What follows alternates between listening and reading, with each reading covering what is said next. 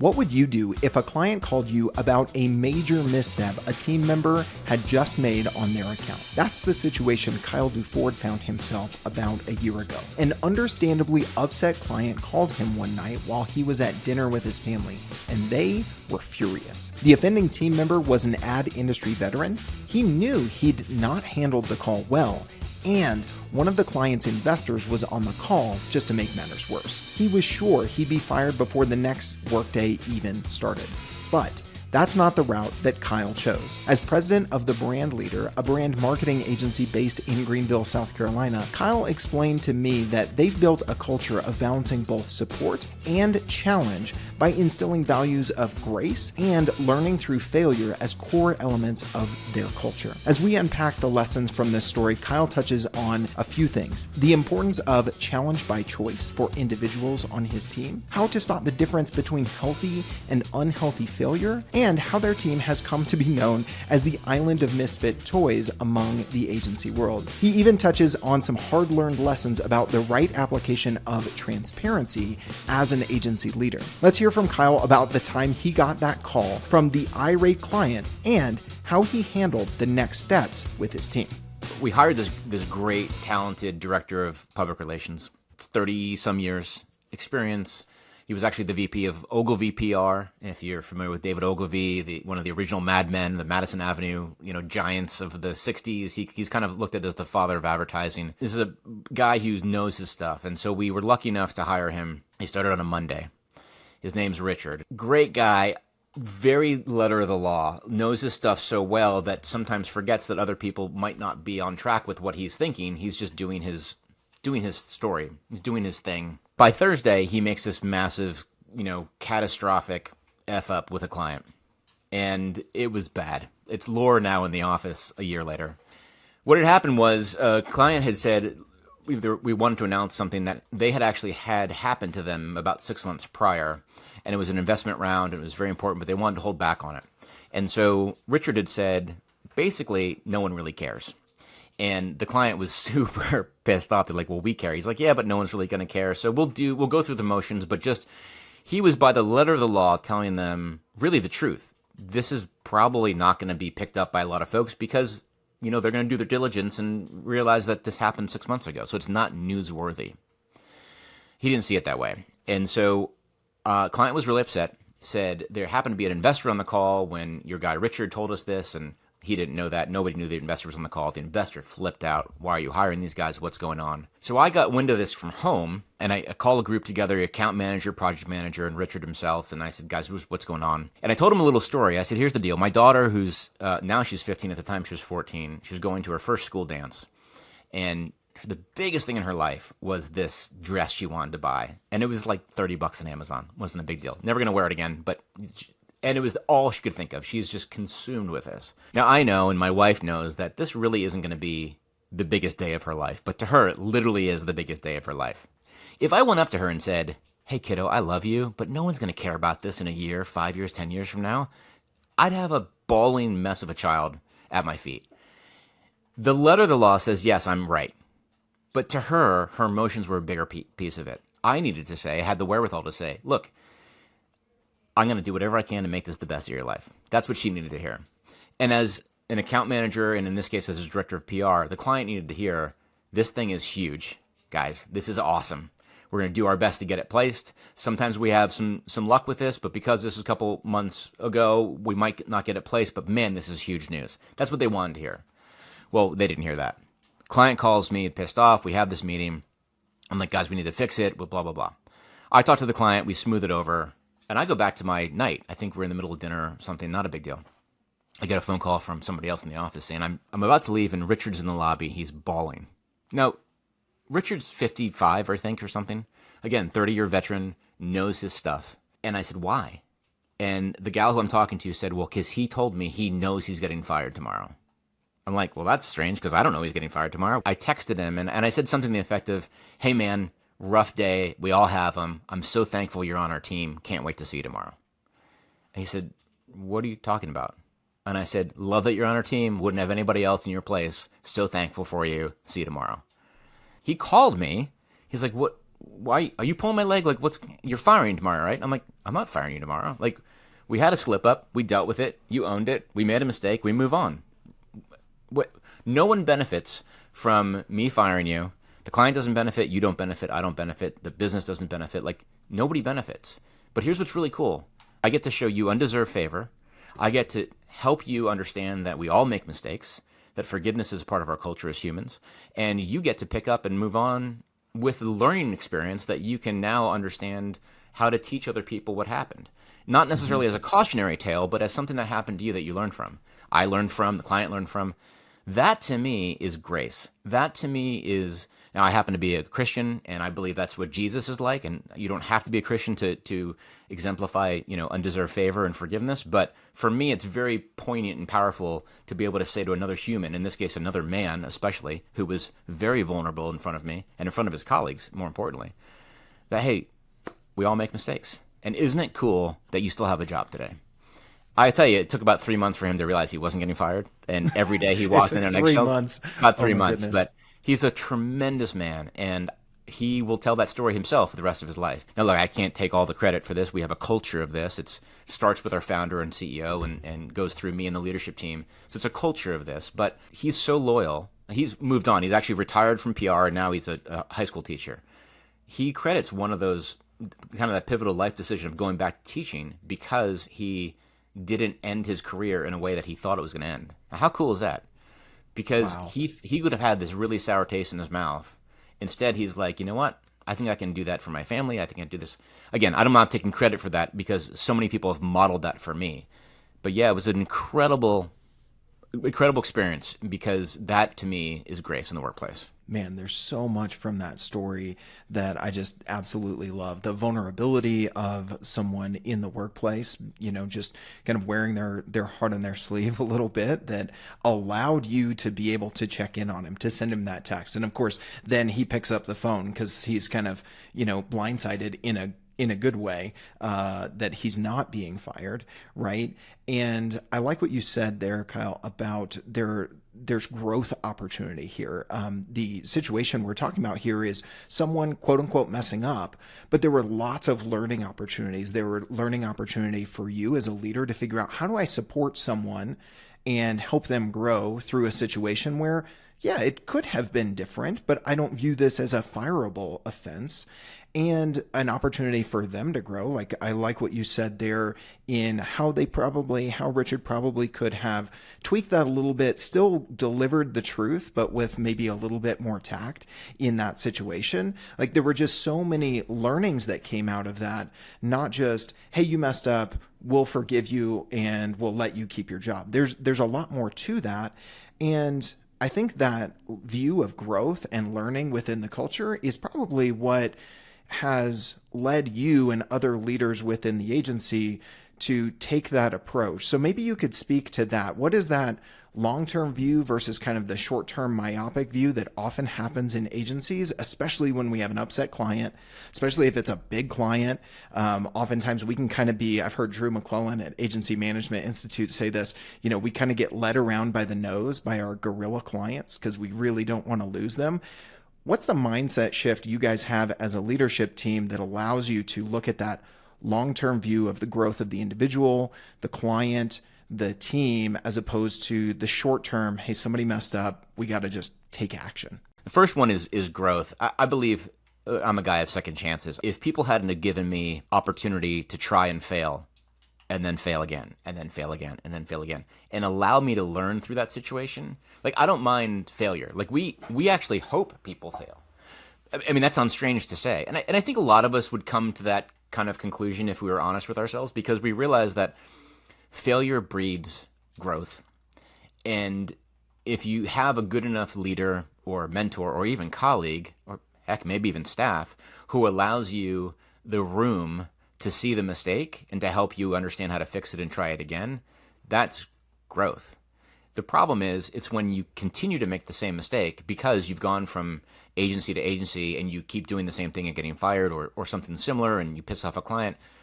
I mean, there's no fun in that, right? So for us, I think failure is not just an option. I think there's no other way to teach than allow.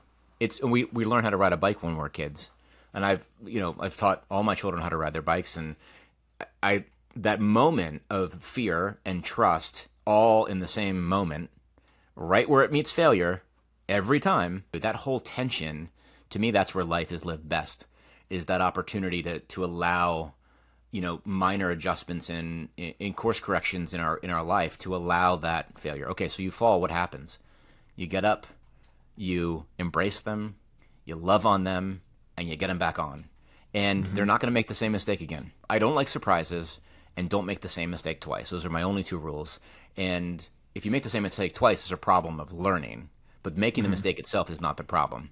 Okay, so the second part of the question was asking about clients and how do we talk about that. I have no tolerance, and I don't mind saying this on recording, I have zero tolerance for unkind clients.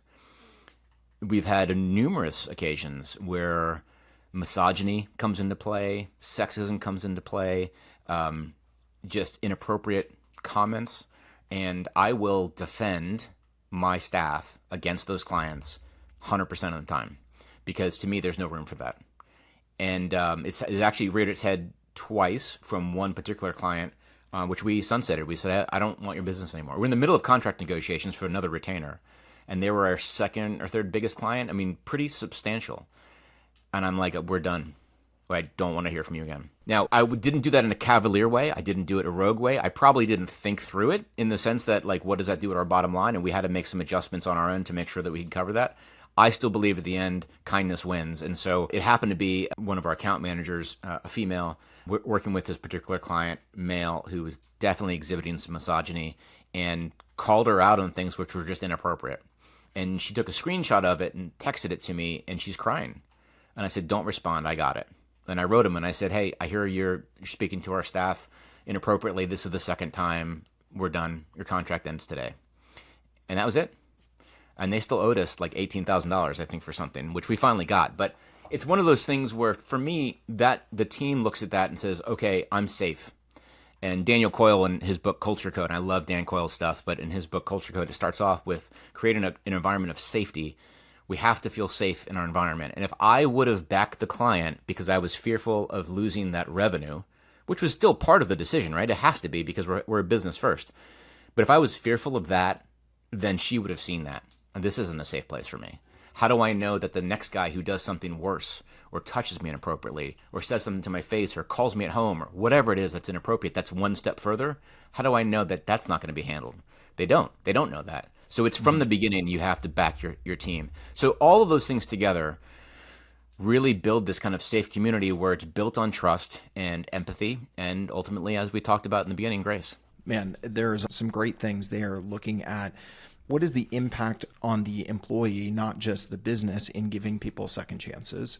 Taking kind of this bifurcated view of there's failure, but then there's just repeated habitual failure where the problem is they're not paying attention or they're not willing to change or maybe they're not understanding, but you approach that differently. So taking that, there was a failure, quote unquote. What kind was this? Was this the first time? Have I given feedback? Do I need to deliver different feedback? And I think that can give us some nuance in how to handle those situations as a leader. We also talked about in a previous episode with Jackie Hermes dealing with those sorts of clients where there's something inappropriate or they're yelling or whatever the case might be. So for folks looking for more tactical stuff on how to handle those situations, there was some great stuff in that episode after you listened to Kyle and I today, obviously. One of the things you touched on there, Kyle, was encouraging failure within your agency. And I think it was in No Rules Rules by one of the co-founders of Netflix. He talks about one of their values there is like shining a spotlight on failure. I forget how they term it, but I'm curious, how do you guys go about doing that? Making, to your point about, hey, this is a safe place to fail.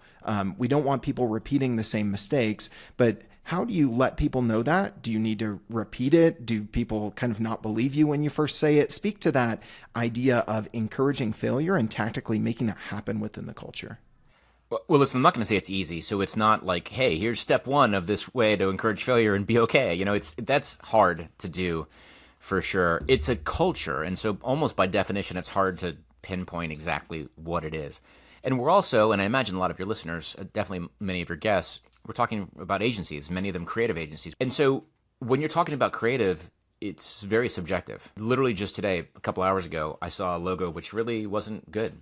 It was beautiful. It wasn't right for the client. And so we worked through it. We workshopped it. And the creative team kind of had a mini roundup afterwards and our huddle. And they went back to the drawing board. And it was a very simple course correction. But those mini moments is what enables them to know that it's okay to fail publicly. Because in those mini moments, it's always hey, this is great. Let's talk about how this could be a little bit better. Or why did you do this? Explain your thinking so I can better understand it myself, so I can learn. The beauty in that is we are a culture of second chances because all of us here are broken in some way. I'm broken in 6 ways come Sunday, and my life turned upside down in many different ways. We don't have to get into that, but so many people here have gone through crazy life experiences where some of them were fired. Some of them were, lost their job, during COVID. Some of them had no other option to do X, Y, and Z. Some of them had complete career changes, whatever. And some of them had just horrible life experiences that, out of their control, deaths or, divorce and families and really just coming to terms with that. That culture of, we call it the island of misfit toys here, is we see value in people that other agencies or other businesses have no longer see value in them. And I just think we play Moneyball with people. If you've ever read the book Moneyball or seen the movie, it's like I ask people, do you have any baseball left? Because I see value in players that other people see no value in. Because it's not about the individual, it's about the collective. So that's first. And I had to say that because it's about a team of people who rely on one another. I can see it out the window here. Our second of 6 values is boundless collaboration.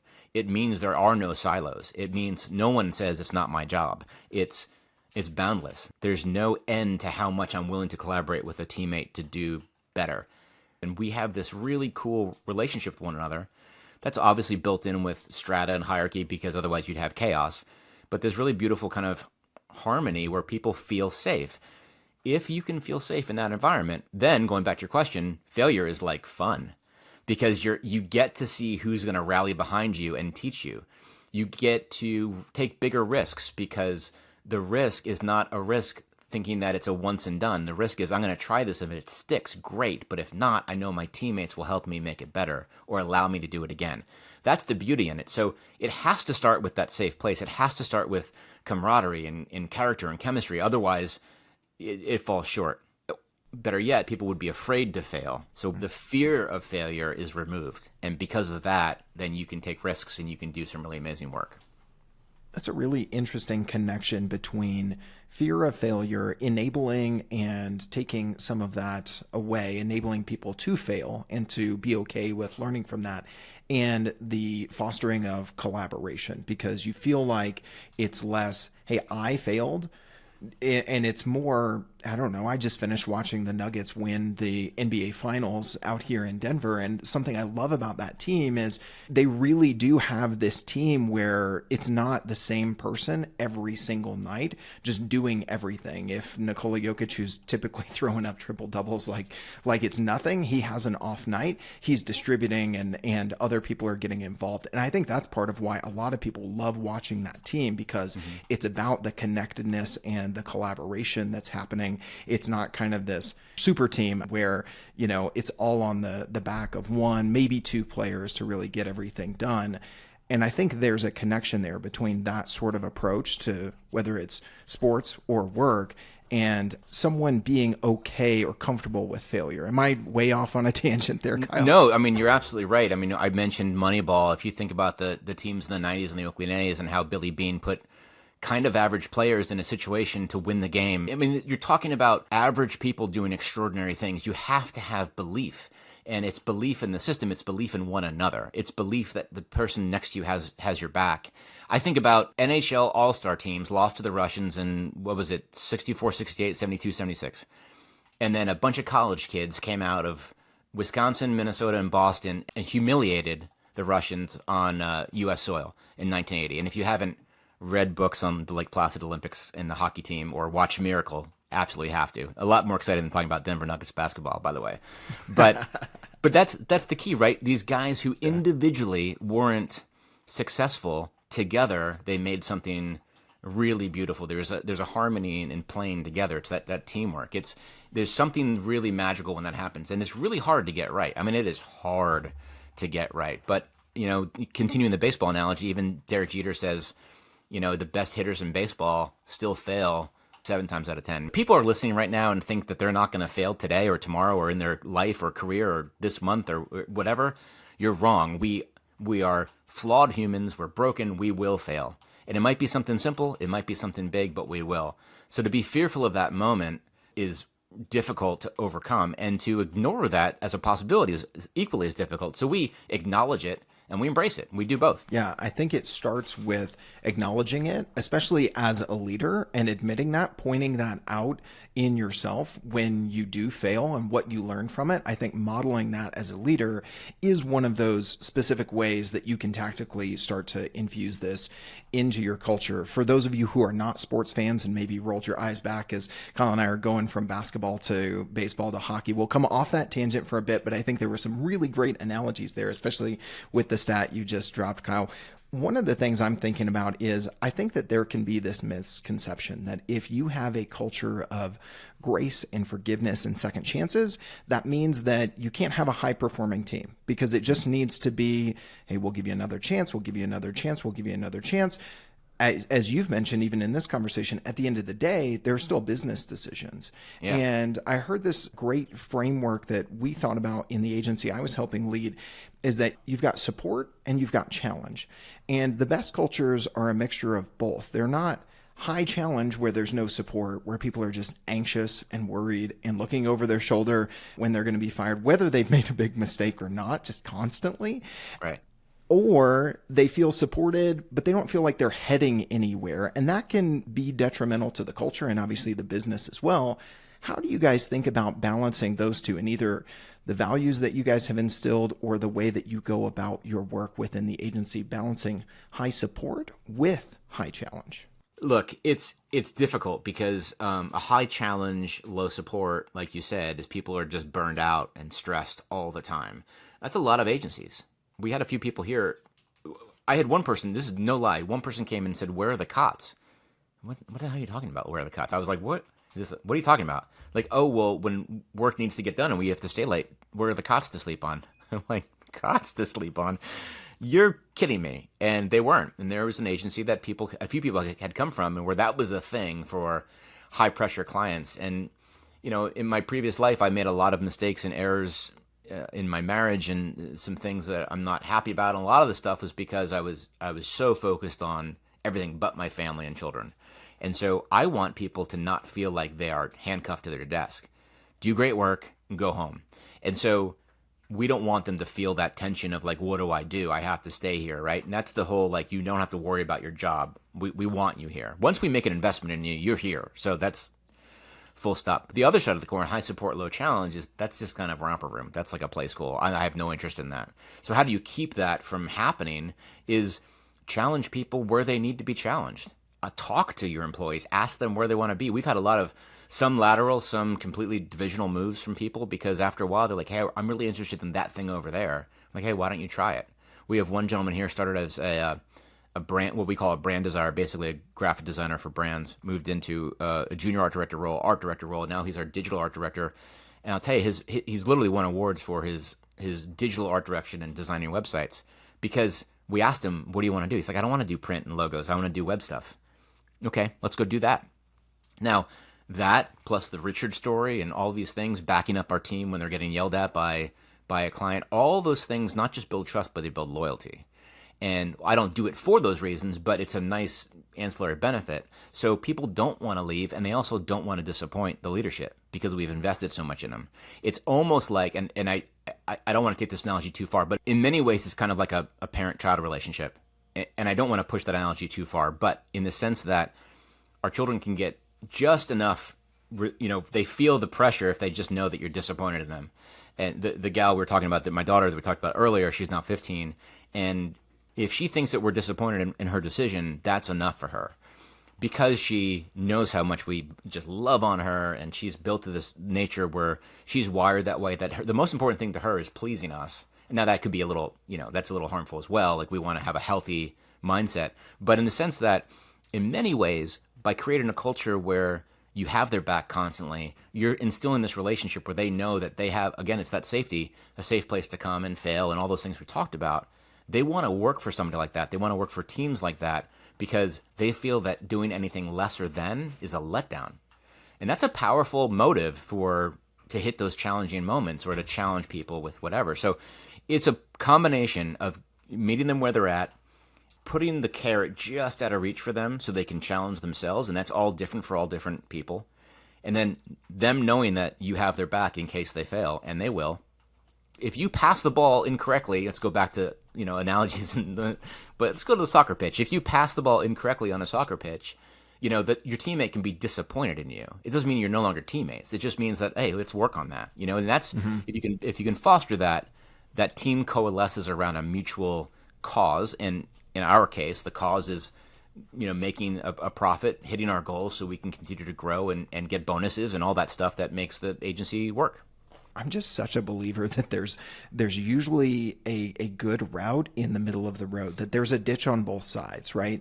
If you are just driving, like, show me that you hit this, show me that you didn't fail, that can create that sort of anxious culture, right? You could be on the other side where, what you were talking about in like, oh, I'm disappointed, like the far end of the spectrum and the ditch on that side could be emotional manipulation, right? Where you're kind of guilting people and those sorts of things. And we've seen that maybe at work, maybe in our family life, maybe in both, right? But there is a balance there in that I want the best for you, and I've shown you that. I've shown you grace, and therefore you don't want to let the team down. Goes back to that collaboration and connectedness that we were talking about. If I feel that in the team, I know my team members are counting on me, not just my boss, then that's okay to feel like, oh man, I let the team down a little bit there, and use that as motivation. I think that can be a good thing. Again, when it's balanced, there is a ditch on both sides, as I tend to say. My kids will tell you. One thing you and I have talked about that is also important to creating this balanced high challenge, high support culture, and one that is thriving, Kyle, is one of transparency. We talked about this a little bit in episode 1 with Shauna Knuckles, where she mentioned agencies that she's worked with have really kind of mastered the art, or at least are trying to master the art of being transparent with their team, but knowing that there is also value in kind of cascading communication. There are certain things that you discuss first with your leadership team, and then you roll that out to the broader team. How do you guys think about that aspect of leadership within the agency as it applies to the culture you want to create when it comes to transparency and cascading communication? The biggest mistake I've made here, and I'm sure there's many, this is in my mind, the one that I've made, was a couple years ago we had no transparency as far as financials. It was, you had your job, and that's all you had to worry about. You're here, you get paid, and just do good work, right? Keep your head down, do your job. And there's nothing wrong with that. There's a lot of agencies that do it that way. A lot of businesses do it that way. That's fine. That's kind of life. That's kind of like the old way of doing it. I came in and said, well, I want them to know, because we instilled this bonus program, I want them to know how well we're doing. And we put this really crazy goal out there. We ended up that year, I think, still like 30% over the previous year, but the goal was like 50%, and so we didn't hit the goal. And I kept saying, we missed goal, we missed goal, we missed goal. And I was trying to show that although we're all working really hard and we're trying to do some great work, and yes, we did do great work, and we beat last year, we comped ourselves and blah, blah, blah, we didn't hit the goal. And people went, oh, crap. And I kept hitting that. And I didn't know this until later, but the underbelly of the business was starting to rumble about someone's going to get laid off. Maybe more people are going to get laid off. We're going to go out of business. And I'm sitting there like, hey, we're all transparent. And people were like, they just couldn't handle it. Because there are people who just don't want to know that stuff. So I preface, like, I'm going to say a couple big financial words. And if you don't understand it and you want to know more, come see me afterwards. I'm happy to walk you through that. We've had one person want to learn financials. They're going to be, a kick-ass accountant one day. So it's all about just the amount of information. And so I try to balance it with what's good, what's bad, and then how much do they really need to know. And that's not the same for everybody. My leadership team, the ones that report into me and to myself and to Jeff, they know a lot more information. They're responsible for their own P&Ls for their own departments, which is a new thing for us this year. So design has a budget and they need to bring in this much money and or spend this much or less. The combination needs to yield this much profit. Same thing with development, same thing with photo and video. And so we hold people to those. And I know you had an EOS guy on recently. We're an EOS company as well. So we actually report those numbers on our scorecard. And when we see anomalies that are kind of out of whack, we address them and we talk about them. We just go through, hey, this is a little off. And we look at big things like a lot of agencies do, billable utilization and total utilization kind of / capacity and where we are as an indicator as why we might be off this week. And then we look at, oh, we're a little bit off. Maybe we shouldn't have spent so much money on AdWords, or, maybe we don't give a spot bonus this week to somebody who deserves it, but can you hold off a month? And we have those conversations. Now that team can handle that conversation because, they're mature in their career and they have experience, and that's what they get paid to worry about. I'm not going to have that conversation with the entire business. That was my mistake in the beginning. I started to have those conversations thinking that was transparent. Transparency and honesty does not mean show them the whole kimono, right? It's telling them what information they need to know to be able to do their jobs effectively. So that was a very hard lesson for me to learn. I think when it comes to transparency, especially in an agency where it can be a little bit more of an intimate environment, we've got to make sure that it's not just the content. Transparency means I'm going to open the books and show you everything, right? It's about the context. Where are they starting at? What is their financial literacy? What pieces do they want to know? Kind of in line with what you were saying earlier, where I kept hearing this challenge by choice. You guys have kind of taken the same approach to transparency. How much do you want to know? How much would be helpful for you? Here's kind of what we think. We're going to highlight it and not just kind of read through the P&L and give you a bunch of information that's either going to make your eyes glaze over or make you super anxious. We're going to try and boil it down. But then if you want more information, then allow those people the opportunity to seek it out, kind of like Right. you're encouraging people to seek out their own challenges within the agency. So it's cool to see kind of that similar approach to transparency and challenge both surface in kind of the same motion within the culture. I like the way you say that. Yeah, I don't know if something I've put those together before, but yeah, I think there's something there for sure. I'm looking at out of my window here. I can see the whole studio from where I'm sitting, and I see two different people. I see 18 people, but I see two particular ones. One's been here for 11 years. One's been here for 15 years. The 11-year guy, he's a web developer. He's a great web developer. He's been doing websites forever. He's learned a lot. He's gone through a bunch of different bosses, and he's grown with the teams, and he's here. And I don't think he gives a rip what our financials are. He just wants to do a good job and come to work and do great websites, and that's awesome. I think that's fine. Like, there's nothing wrong with that. The other guy, he's our senior creative director. He's been here for 15 years, our two longest tenured people, and he's learning a lot of accounting, a lot of financials and things like margin, and he's the one who actually reports on our utilization for us, because I thought what better than to give that to the creative director who's going to understand how, right? And so when we couldn't figure out, there's a little bit of a side note, we couldn't figure out for a while why we were 6 weeks behind on projects. Like routinely, if something came in the door today, it wouldn't get started on for 6 weeks.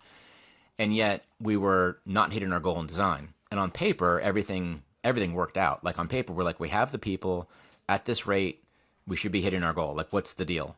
And we dug and dug and dug, and two things came up. One of them was we were spending too much time doing revisions that were unbillable revisions outside of the scope, and we were thinking it was the best thing to do, being kind to our clients, 4, 5, 6, 7 revisions. At some point, it becomes you're becoming abused rather than being kind, and that was one of the things. The other thing was, well, the people weren't understanding the difference between what was billable and what was not, and their utilization was reflecting that. And he said, I want to jump in on this. I want to figure this out. He came up, this is a creative director, came up with spreadsheets and charts and going, well, this person is doing this kind of work. They're at this billable hour. That means the profit on their hour, if they do this on time, is this much. And that's incredible. Now, is he different than the other guy? Absolutely. Is he better? No. He's just different. And so I've had to learn that I need to approach all people as individuals and say, what do you want to know? What do you want to be challenged with? What's going to help you sleep better at night and do your job better and challenge you, rather than be up all night worrying about your job and therefore you are rendered ineffective? So it's not a one size fits all. It might be for your leadership team, but even then you have to think about the nuances between individuals. Yeah, absolutely. I've heard Patrick Lencioni and his team talk about the different zones of genius for your leadership team, and you need different aspects there. Otherwise, you're going to have people kind of tripping over themselves, or folks trying to operate in one way that really isn't their strength. Right. The previous episode with Jay Owen at Business Builders, where we talked about EOS and the delineation between visionary and integrator. You can run into a lot of problems trying to get an integrator to act as a visionary, or vice versa. And I think we need to approach our entire team as those sorts of individuals. And as with everything, there is a balance. I'm going to keep coming back to that. You can't just say, hey, what do you want to do? Okay, I want to learn underwater basket weaving. Well, there's not a business case for that within the agency, right? But within this, where can we find the overlap between where you want to be challenged, what you want to learn, what you already have skills in, and what the business and our clients need? We do have the flexibility oftentimes in agencies to be creative there without shoving a square peg in a round hole. That's maybe the extreme that we can run into. Well, Kyle, this has been a fantastic conversation. I want to make sure that we've got time for our final two segments. So I'm going to hit you with our rapid fire questions that we do every episode here on Agency Life. We're going to hit you with the Fast Five and then give you a chance to give a shout out to someone. I read the Fast Five and I've heard them on other episodes and I've forgotten what they are and I had them in my head. Now you're going to get that's exactly what we want. We want them right off the cuff. If someone gave you an extra $10K a month, no strings attached, to use in any way within the agency, Kyle, what would you do with that extra infusion of capital right now? I'd use half of it for spot bonuses throughout the year and the other half for more targeted marketing for people who need our services. Very interesting to hear how many agency leaders talk about investing that in their own marketing for the agency. Just a theme I'm noticing here on the show. All right, number two, what are your all-time favorite business books, Kyle, whether that's related to marketing, entrepreneurship, or running an agency? Well, I mentioned Dan Coyle's Culture Code before. It's changed the way myself and other friends and leaders have approached their businesses in really succinct ways. So that's a huge one for me. I think everyone likes Good to Great, Jim Collins. I'll be honest, I'm not a big John Maxwell or Lencioni fan.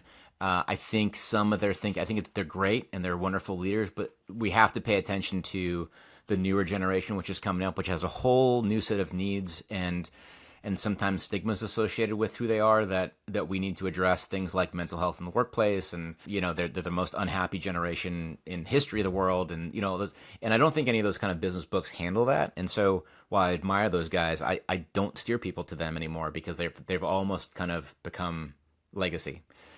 So I would say Jim Collins. I'm looking at my bookshelf right now. I'll tell you one. This is probably not what you want, but I read The Kingdom of Prep by Maggie Bullock. I'm a brand guy, right? This is what we do. And so she's a Wall Street Journal reporter, I think, or maybe she did it for the Wall Street Journal, or I could be making that up, I don't know. But she wrote this book about J. Crew, the rise and fall again of J. Crew. And it is phenomenal. And so from a business leader, reading that from the lens of loving the brand and owning the product, but wanting to learn how they did things well and not so well, fantastic. So I would say those three. Oh, that's a new one we have not gotten yet. So thank you. Good stuff. All right. Number three, Kyle, what's one mistake you've made in running your agency that you'll never forget? I feel like this is the question of questions as we talk about failure and mistakes and learning and grace and culture today. Yeah. Don't take offense to this, but I do too many podcasts. I just do too many. I do a lot of talking on faith at work and also men's mental health. And then also what we're talking about is leadership and culture. And sometimes I just get burned out myself. And so this has been the most enjoyable, of course, but I accept too many of these invitations. So that would be my number one mistake. There you go. Spreading you yourself seem lovely, too though. thin. We've had such a great conversation. Spreading yourself too thin as a leader can definitely happen. And I bet you say that to every podcast host. But, no, that's literally the first time I've ever said that. I love it. All right. Number 4, Kyle, what's the hardest part about agency life in your opinion? Landing the big fish. That's my thing. Like I'll rest when I hit the big. And we've had great clients. Power Bar was a client. Denny's has been a client. Some really great large businesses, multi-billion-dollar businesses that no one's heard of because they're in B2B sectors. But when I land that big fish, that's when I know that I'll rest then. So that's kind of that's the elusive, Moby Dick for me. I was going to say Captain Ahab coming out there a little bit. All right, Kyle, we want to end with number 5 as we always do. What's the best part of agency life for you? I love my job. I love advertising, design, and branding. And I love the people I get to work with every day. It's just, it's been the best experience of my life. And so 4 years that hopefully turned out to be where I retire. I think it will. And it's just been, I am truly, and this is not blowing smoke. It's been an incredible experience for me. And I count the people that I work with as friends, not just colleagues. And I mean, my brother-in-law works for us. And I love the fact that we have such a great team. So the best thing about my job is that I get to do this job. I love it. All right, now it's time for you to get the opportunity to give a shout out to someone who's impacted your career and your agency life journey. Who do you want to shout out? Gosh, there's so many people I owe, and if there's any success that I have, it's a litany of men and women before me who have helped me out. I have to say our agency owner and CEO, Jeff Wasserman. He just to give me the opportunity to do what I do, to give me the trust to do what I do, to offer me the grace when I fail, and just the friendship and the partnership. It's I've probably learned the most from him as far as being a human, as far as being kind, and that's probably it. Although I would be remiss if I didn't name probably 100 men before, like I said, before him, who have molded and shaped me and forgiven me and allowed me to grow and be a better person. So if those people are listening, then just call me and I'll thank you myself. I love that. It's such a great place to end this conversation as we opened with a great story of forgiveness and grace and growth at the same time, not grace without that growth. I think the two can be paired together for a very healthy culture. For a very healthy culture, as we've talked about here today, Kyle. And speaking of calling you or staying connected, if there are other agency folks who are listening to this and want to stay connected with you as a peer, swap notes, just stay connected and support each other, what's the best way for them to find you online, offline, whatever the case might be? I know I'm the first person to ever tell you this. You can find me on Threads at Kyle. It just came out this morning. Right? Already, I think 2 hours ago, there's 30 million users already. I think it's 50 million by now. You can find me on LinkedIn is the best way. That's super easy to find me there. Kyle Duford there, or you can find us at thebrandleader.com. I love it. I think you'll find some more great stuff, as Kyle mentioned, as he's sharing on leadership, culture, and everything agency life as he's living it just like you are. So thank you for listening and enjoying, hopefully, even our tangents into sports metaphors. And Kyle, thank you so much for being our guest today. Thanks, Logan. It was an absolute pleasure.